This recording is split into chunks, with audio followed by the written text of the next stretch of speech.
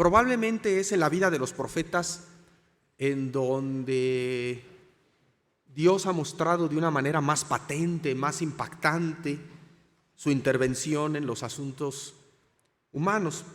A Ezequiel, por ejemplo, Dios le ordena que se coma un rollo de papel con el mensaje que Dios tenía para el pueblo. Con Moisés, para hacer patente que Dios había hablado con él y le había dado un mensaje de la misma manera para el pueblo, cuando baja del monte Sinaí con la ley, nos dicen las escrituras que Moisés tenía el cabello blanco, había subido con el cabello negro y había bajado con el cabello blanco.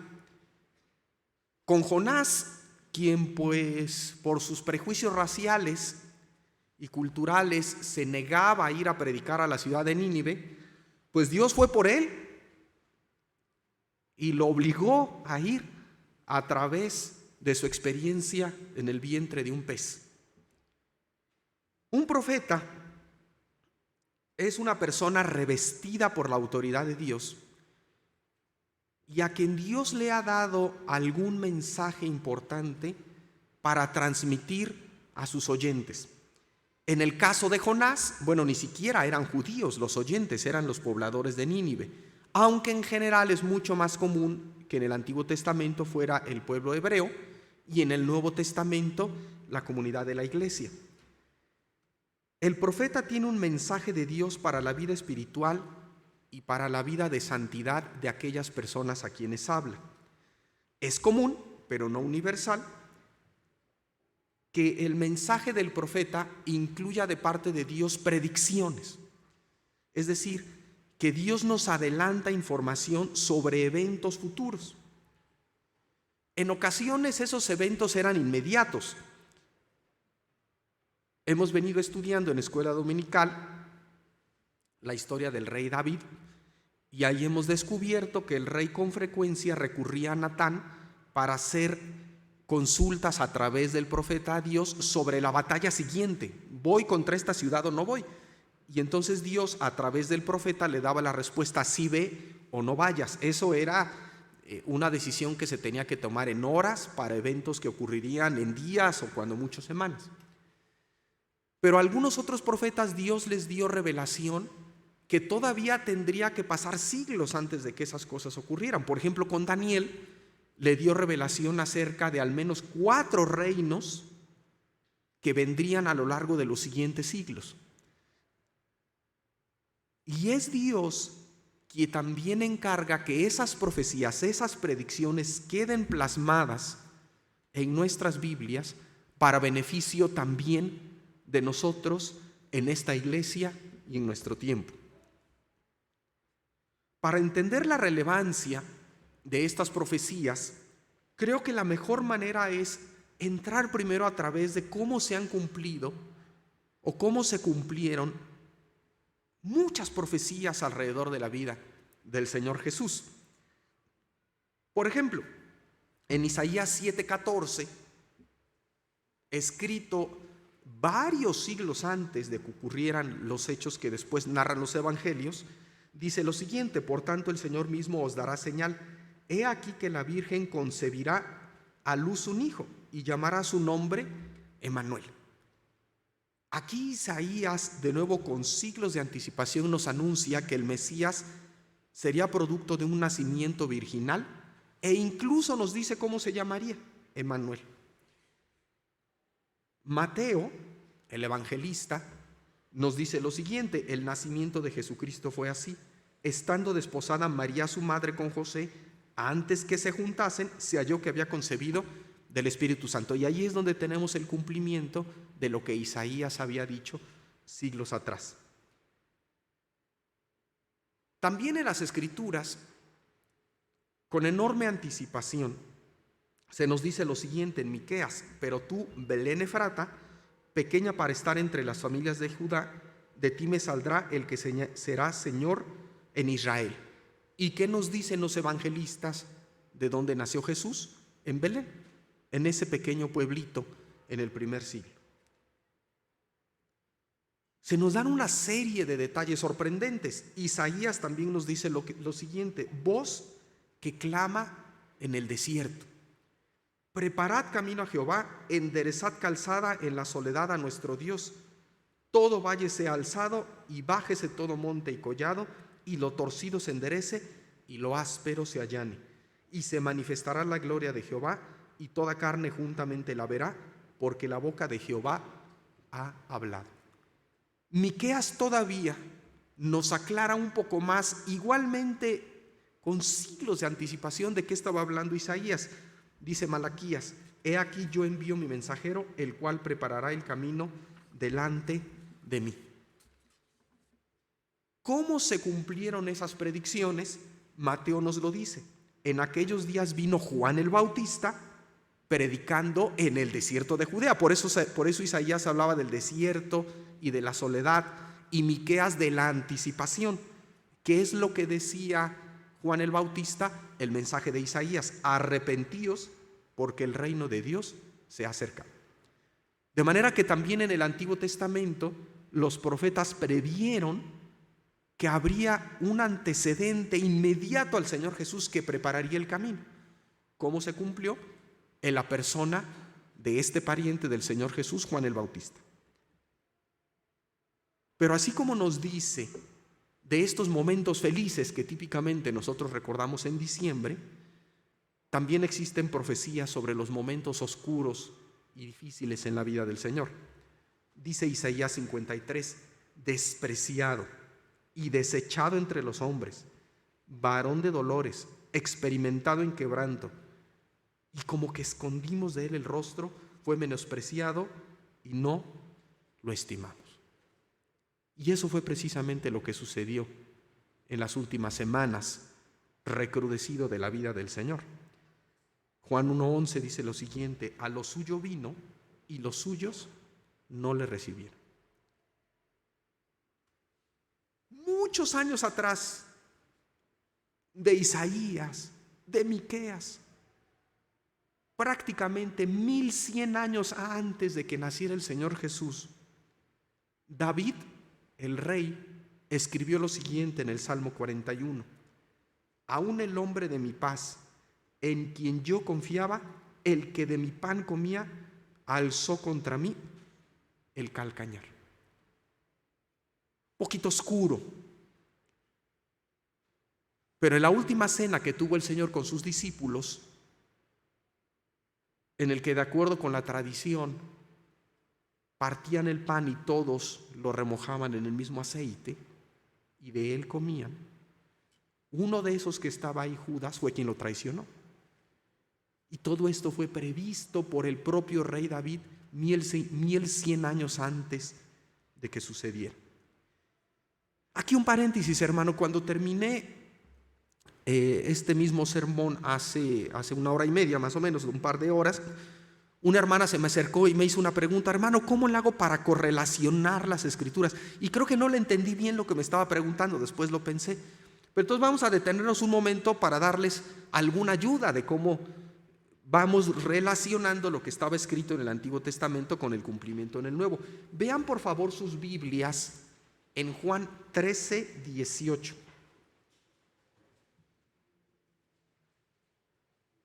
Juan 13:18. Ahí está el pasaje que les acabo de citar. Dice el Señor Jesús: no hablo de todos vosotros, yo sé a quienes he elegido, mas para que se cumpla la escritura, el que come pan conmigo levantó contra mí su calcañar. En la mayoría de sus Biblias va a aparecer ahí una letrita. ¿Sí la ven? En mi Biblia es una letra C, pero estoy seguro que si ustedes ven ahí en sus Biblias aparece una letrita. En la mayor parte de sus Biblias van a ver esas letritas con pasajes aquí en la parte de abajo de sus Biblias. En algunas otras Biblias tal vez esté en medio, en una columna. No sé qué letra aparezca en sus Biblias. En la mía aparece una letra C. Entonces me voy aquí al pie o en la columna del medio y busquen dónde está la letra de su Biblia. En la mía, ahí está la letra C. Y para ayudarme a reconocer que si es el mismo versículo que acabo de ver, me dice 13:18. ¿Se acuerdan que era Juan 13:18? Y ahí viene Dos puntos, Salmo 41:9. Entonces ahí es donde me ayuda a leer los evangelios. Veo la referencia y me dice Salmo 41:9 y entonces me puedo regresar al Salmo, que es el que les leí. Para eso sirven estos numeritos y los pasajes que están descritos aquí. Ojalá que esto les ayude, hermanos. Es más fácil haciéndolo los evangelios porque son más cortitos. También pueden empezar del Antiguo Testamento y va a estar al revés. Si ven el Salmo 41:9, los va a enviar a Juan 13:18. Pero está más largo el Antiguo Testamento, entonces tal vez sea más fácil comenzar por el Nuevo. Entonces, eso espero que les ayude. Y las Escrituras nos dicen que fue traicionado, pero nos dan mucho más detalles. Zacarías 11:12 dice: si os parece bien, dadme mi salario, y si no, dejadlo. Y pesaron por mi salario 30 piezas de plata. ¿Por cuánto dinero vendió Judas al Señor Jesús? Por 30 piezas de plata. Si ustedes se fijan, lo que estaba escrito por los profetas se viene cumpliendo absolutamente todo al pie de la letra. Siglos y hasta miles de años antes, Dios en su soberanía y en su conocimiento absoluto de todas las cosas, inspiró a los escritores para que lo dejaran en nuestras Biblias. Sabemos que fueron las 30 piezas de plata. Se sorprenderán que Zacarías, al siguiente versículo, también nos dice qué pasó con esas 30 monedas de plata.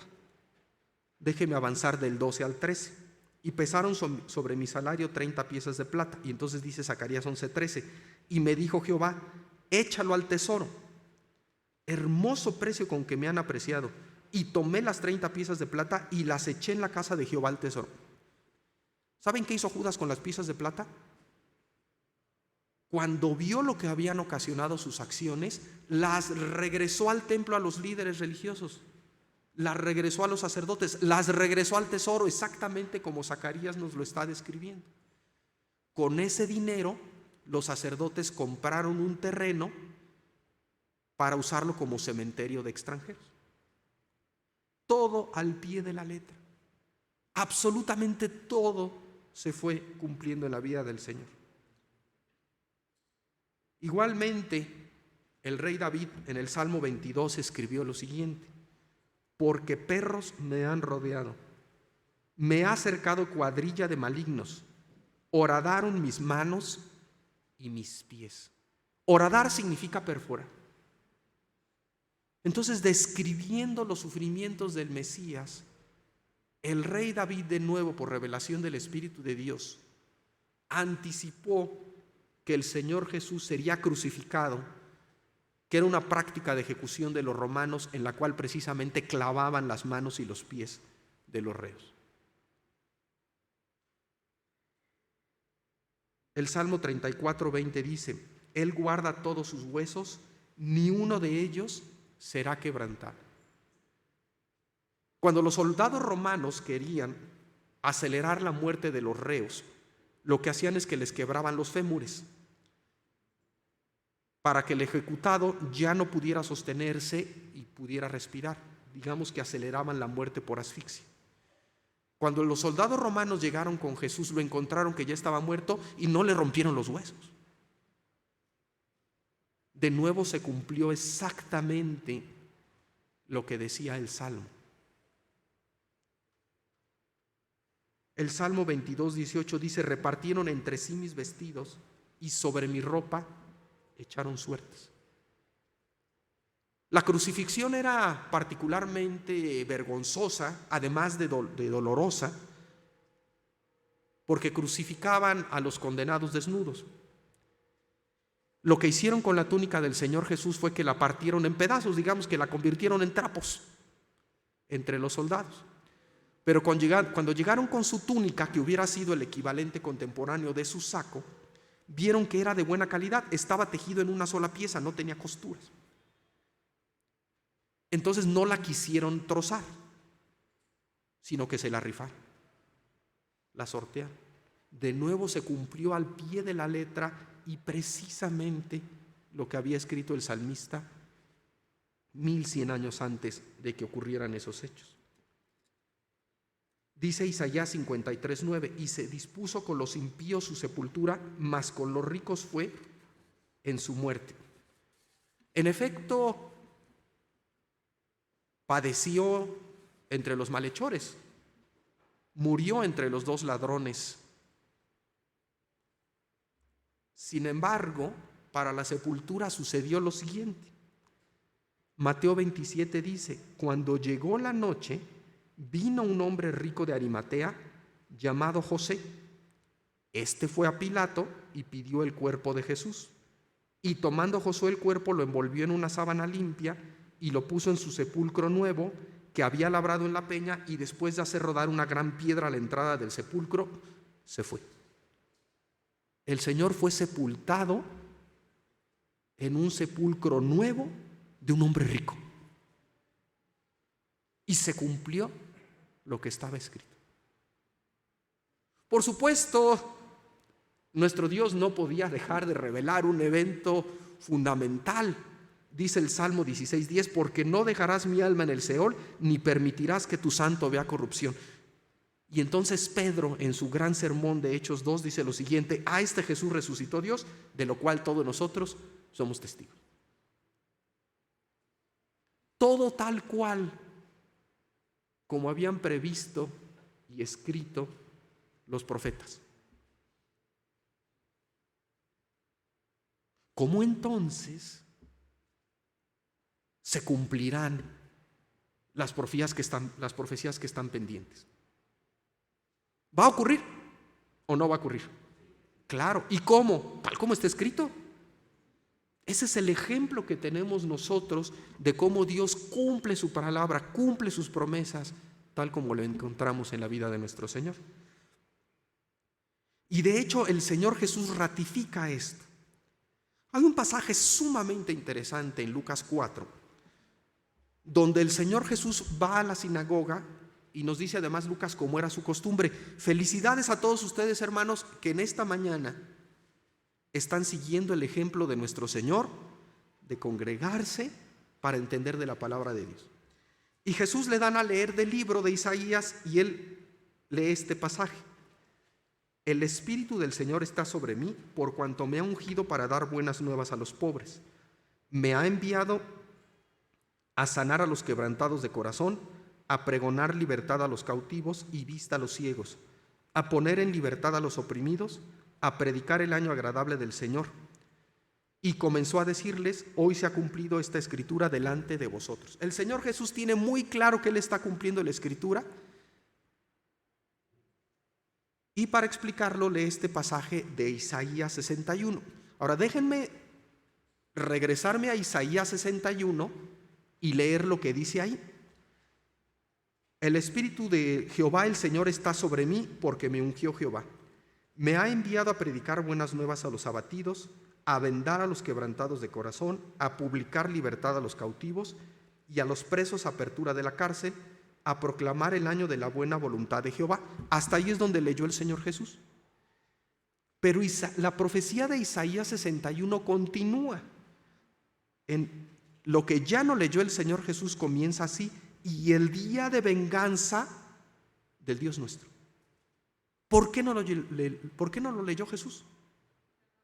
Porque todavía no llegaba el día de venganza. Ya había llegado el cumplimiento de la primera parte, de publicar las nuevas, de dar libertad a los cautivos, pero todavía no el día del juicio que ocurre a partir de su segunda venida.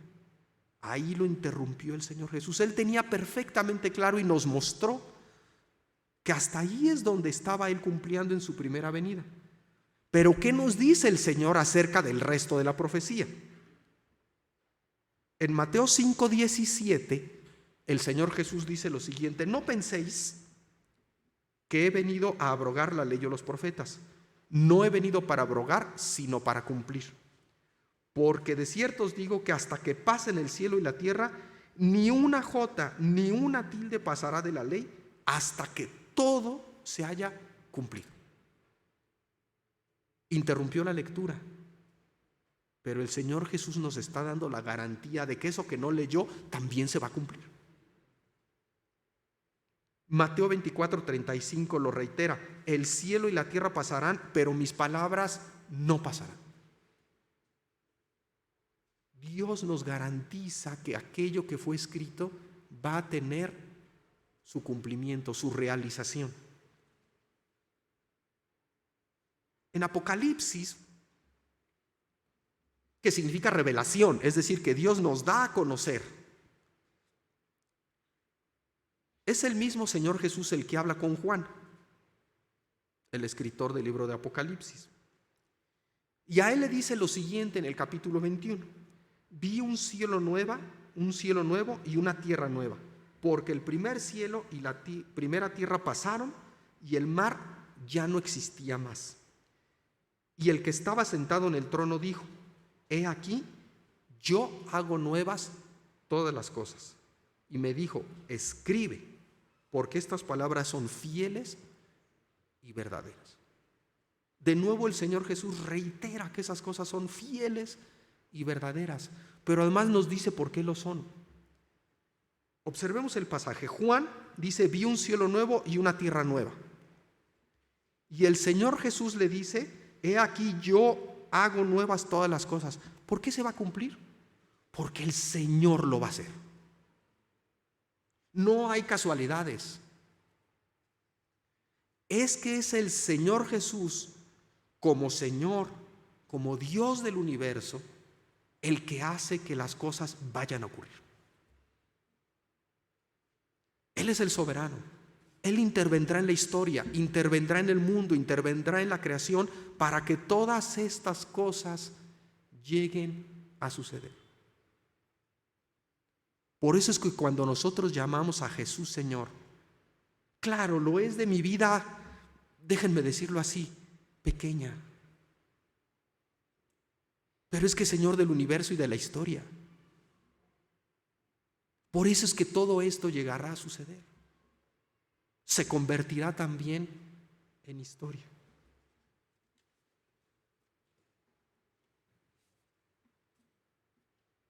¿Y qué hay en ese futuro? Porque me dirán: oye, hermano, pues qué bueno, pero entonces adelántanos un poquito. Y sí lo vamos a hacer, aunque tocaremos solamente brevemente algunas de las profecías. Déjenme decirles que nos ayudan a entender todo el horizonte profético, solamente algunos de los eventos principales.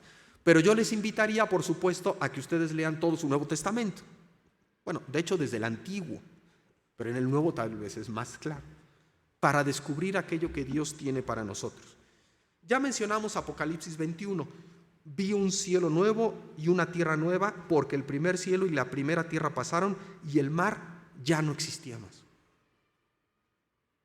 Miren, hermanos, para los ecologistas que les gusta andar abrazando árboles, ¿no? Porque ya ven que ahora está eso de moda. Dios va a destruir esta creación. No anden abrazando árboles, por favor. Eso es idolatría. Es idolatría de lo creado. Ahora, esto no significa que no seamos mayordomos y por lo tanto debamos cuidar nuestro mundo y nuestro planeta. Eso es nuestro deber como mayordomos. Pero tengamos la perspectiva correcta de las cosas. A final de cuentas es creado y Dios lo va a destruir y va a ser una creación nueva.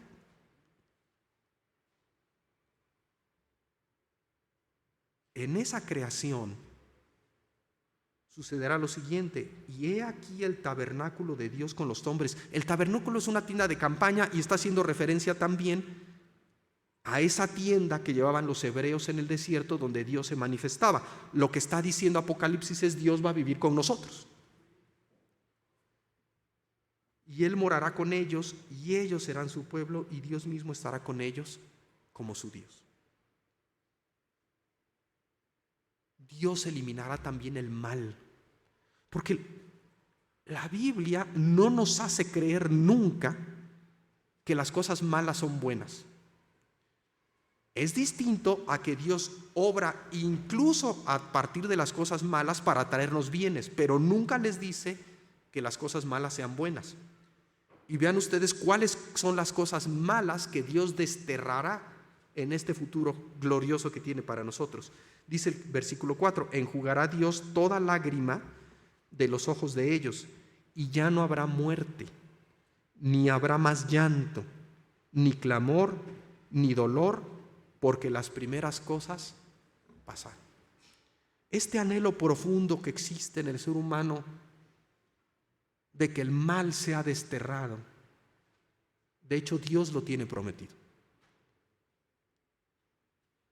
También ese anhelo de justicia que nosotros vemos pisoteada a diario y que el creyente clama: Señor, ¿hasta cuándo? Dice el versículo 8: pero los cobardes e incrédulos, los abominables y homicidas, los fornicarios y hechiceros, los idólatras y todos los mentirosos tendrán su parte en el lago que arde con fuego y azufre, que es la muerte segunda. Y por supuesto, lo mejor de todo eso, dice Apocalipsis 22:12, el Señor Jesús habla: he aquí, yo vengo pronto. Ahí está la gran promesa del Señor. Y dice en el 22: y mi galardón conmigo para recompensar a cada uno según su obra. Quisiera que pusiéramos un poco más de atención en esa última frase: para recompensar a cada uno según su obra. El Señor nos da toda esta información del futuro porque Él espera que en el día de hoy nuestras obras, nuestras vidas sean corregidas en vista de aquello que va a ocurrir, de que va a haber galardones, de que va a haber premios y recompensas. Yo no pretendo ser un gran conductor ni Checo Pérez, pero de repente lee uno en los periódicos o en las revistas cómo conducir mejor en carretera. Y una de las recomendaciones que aparecen con frecuencia es que para tomar las curvas uno no debe ver lo que está 5 metros adelante, que además ahí se espanta uno mucho. Dice, uno debe fijar la vista lo más lejos posible en la curva en la que está uno. Y el cerebro hace los ajustes necesarios para ir moviendo el volante. Eso es lo que hace nuestro Señor cuando nos revela los eventos futuros. Mientras mantengo mi vista en ellos, corrijo yo mi vida para llegar a ese punto como Dios quiere que yo llegue. No es información gratuita, no es información para curiosidad. Es información con la cual el Espíritu de Dios busca transformar nuestras vidas en el aquí y en el ahora. Por ejemplo, en Primera de Tesalonicenses 4, Pablo dice lo siguiente: porque tampoco queremos, hermanos, que ignoréis, aquí está la información que nos va a dar, no quiere la ignorancia, acerca de los que duermen, es decir, de los que murieron, para que no os entristezcáis como los otros que no tienen esperanza. Porque si creemos que Jesús murió y resucitó, así también traerá a Dios con Jesús a los que durmieron con Él. Hermanos, ante la tristeza por el fallecimiento de los seres queridos en Cristo, tampoco les ande inventando a los niños y a las personas o reproduciendo este cuento que tanto vemos en las películas que nos llegan del norte, que ¿sí se acuerdan cuál es? Tu mamá te va a estar viendo desde el cielo. No les digan mentiras. ¿Cuál es la verdadera esperanza del creyente? No que mi abuela o mi padre o mi mamá me va a estar viendo y cuidando desde el cielo. Esa no es. Es lo que dice Pablo. Porque si creemos que Jesús murió y resucitó, así también traerá Dios con Jesús a los que durmieron con Él. ¿Cuál es la verdadera esperanza del cristiano? Que ese ser querido va a ser resucitado por nuestro Dios. Eso es mucho mejor además que el cuento de las películas de los Estados Unidos. Esto es verdad y está basado en la resurrección de nuestro Señor. Luego nosotros los que vivimos, los que hayamos quedado, seremos arrebatados juntamente con ellos en las nubes para recibir al Señor en el aire, y así estaremos siempre con el Señor. Y vean lo que nos dice Pablo: Por tanto, alentaos los unos a otros con estas palabras. ¿Para qué nos lo dice Pablo? Claro, yo en lo individual me animo cuando lo veo, pero fundamentalmente nos está animando a la vida en la comunidad de la iglesia, en lo cual nos debemos animar y alentar los unos a los otros.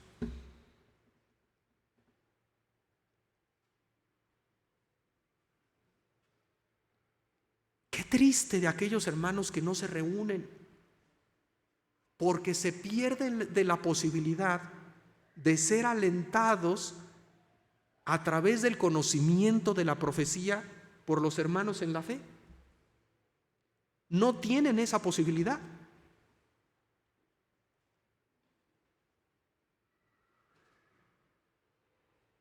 Pero entonces para nosotros,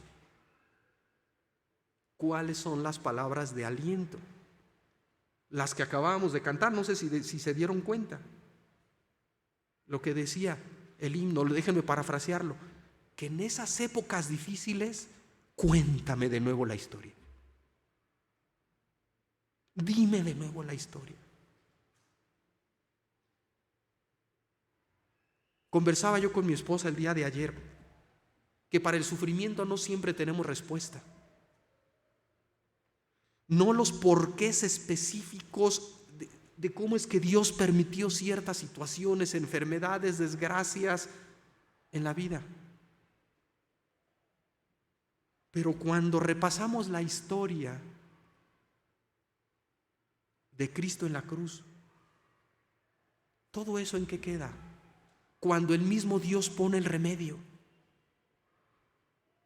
que es el perdón y la vida nueva a través de Jesucristo.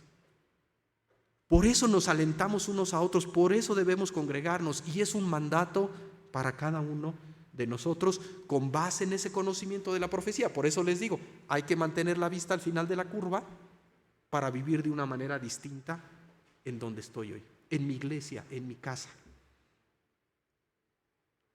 Segunda de Pedro 3 dice lo siguiente: mas, oh amados, no ignoréis esto. De nuevo, Dios no quiere que estemos en ignorancia, que para el Señor un día es como 1000 años y 1000 años como un día. El Señor no retarda su promesa, según algunos la tienen por tardanza, sino que es paciente con nosotros, no queriendo que ninguno perezca, sino que todos procedan al arrepentimiento. ¿Por qué no acelera el Señor todas estas cosas? Porque, hermanos, cuando vemos la maldad, yo por lo menos sí entiendo lo que decían los discípulos al Señor Jesús con las ciudades que no se arrepentían. Señor, permítenos que oremos y caiga fuego del cielo, ¿no?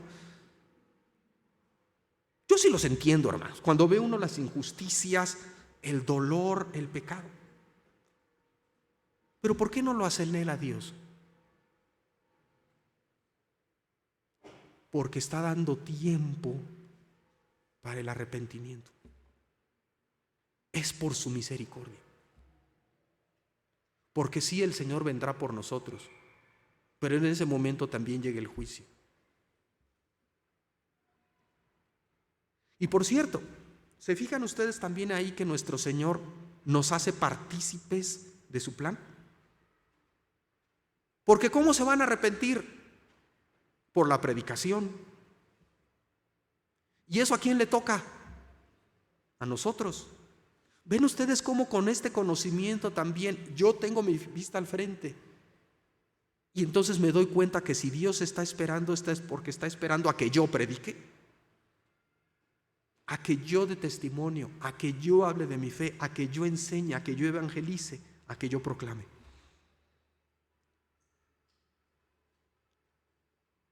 En la misma epístola de Segunda de Pedro dice lo siguiente en el capítulo 3: por lo cual, oh amados, estando en esperanza de estas cosas, procurad con diligencia ser hallados por Él sin mancha e irreprensibles en paz. Estando en espera de estas cosas, ¿cuáles? Que el Señor viene por mí. Entonces, ¿cómo me debo ocupar? En estar sin mancha, irreprensible, en paz. ¿Hay alguien con quien tengamos que reconciliarnos para estar en paz, de manera que cuando el Señor venga, me encuentre en paz con aquella persona? Qué vergonzoso será que el Señor nos encuentre cuando venga por nosotros en un pleito. También se nos instruye a que en cuanto esté de nosotros, estemos en paz con todos los hombres. Nos toca dar en esa iniciativa. Oye, oiga, lo hice. Bueno, el Señor ya lo vio. Ya lo demás depende de Él. ¿Cómo nos gusta que esté en nuestra casa cuando recibimos visitas? Nos gusta que esté ordenada, limpia. De repente, cuando llega una visita imprevista, empieza uno a gritar, ¿no? Recojan esos calcetines. O eso nada más pasa en mi casa. Digo, a lo mejor sí. Bueno, ¿qué es lo que nos enseña la Escritura? Siempre debes estar preparado. Porque como nos dice el Señor Jesús en Mateo 24, pero el día y la hora nadie sabe, ni aun los ángeles de los cielos, sino solo mi Padre. ¿Cuándo será? No lo sé. Y nadie lo sabe. También el Señor Jesús nos advierte que cuando nos empiecen a hacer, mira, ahí está, no les hagamos caso, nadie lo sabe. Lo que sí sabemos es que va a ocurrir, porque la Biblia nos lo dice, porque así lo demuestra el cumplimiento de las profecías con respecto al Señor Jesús, y porque el Señor Jesús mismo garantiza ese cumplimiento, porque Él, como Señor del universo, es el que lo provoca, es el que lo hace realidad. De manera que, ¿cómo vamos a vivir? Hoy, aquí, en vista de esos eventos que vienen. Como nos dice Pedro, sin mancha, irreprensibles, en paz. Vamos a orar, hermanos. Señor, te damos gracias porque tú nos has revelado en las Escrituras estas cosas que tú harás, que tú tienes preparadas para el futuro y para cada uno de nosotros. Te rogamos ahora que tú nos hagas diligentes, sabios, para aprovechar el tiempo, para vivir de acuerdo con la voluntad que tú nos has revelado, sabiendo que en cualquier momento tú podrías venir por nosotros. Esto te lo rogamos en el nombre de Cristo Jesús. Amén.